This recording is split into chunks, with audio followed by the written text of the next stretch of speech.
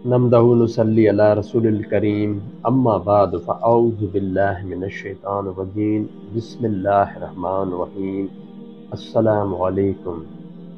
उम्मीद आहे त तव्हां सभई ख़ुशहाल ऐं पुरअमन हूंदव। शुरू अल्लाह पाक जे नाले सां जेको वॾो महिरबान निहायत रहम ऐं बाज वारो आहे।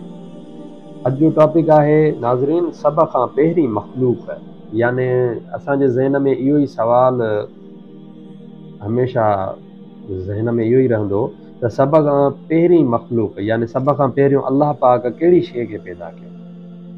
जॾहिं त अल्लाह पाक ख़ालिक़ कुल शइ क़दीर आहे, यानी अल्लाह पाक ई हर शइ खे पैदा कयो आहे।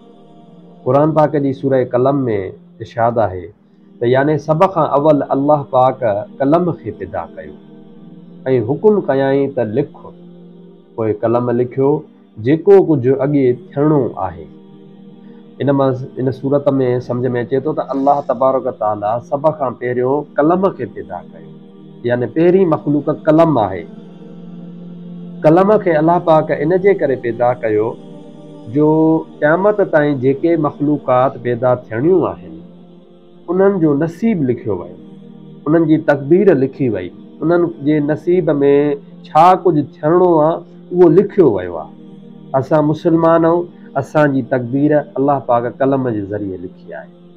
असांजो नसीब पैदाइश खां वेंदे मरण घड़ीअ ताईं जेको कुझु असांजी ज़िंदगी में गुज़रणो आहे, थियणो आहे, खाइणो पीअणो आहे, हथा के मिलणो आहे, हीउ सभु कुझु अल्लाह पाक कलम जे ज़रिए लिखी छॾियो।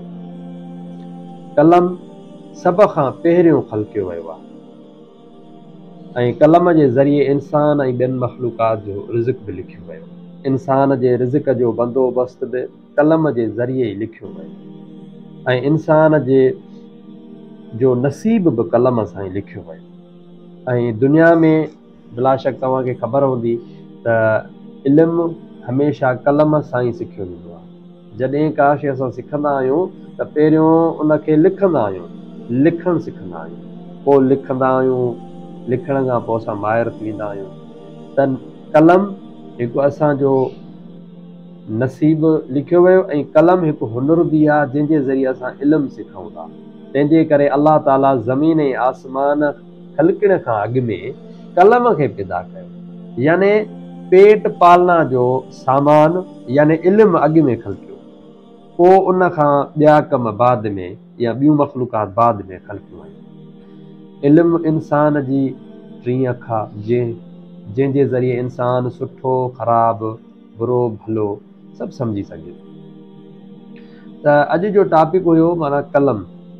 सभ खां पहिरीं मख़लूक अल्लाह तबारक ताला कलम ई ख़लकियो, छो त सूरह कलम जी आयत में अल्लाह तबारक ताला वाज़े फरमायो आहे त सभ खां पहिरीं मख़लूक कलम ठहियो। उन खां पोइ अल्लाह तबारक ताला कलम खे हुकुम कयो त कलम लिखियो ऐं कलम छा लिखियो, ईंदड़ मख़लूक़ात जो नसीब, माना जेके मख़लूक़ात पैदा थियणियूं आहिनि, इंसान जिन हता के ॿूटा ॿेला जेके बि शयूं आहिनि, इहे सभु अल्लाह तबारक ताला कलम जे ज़रिए लिखी छॾियो।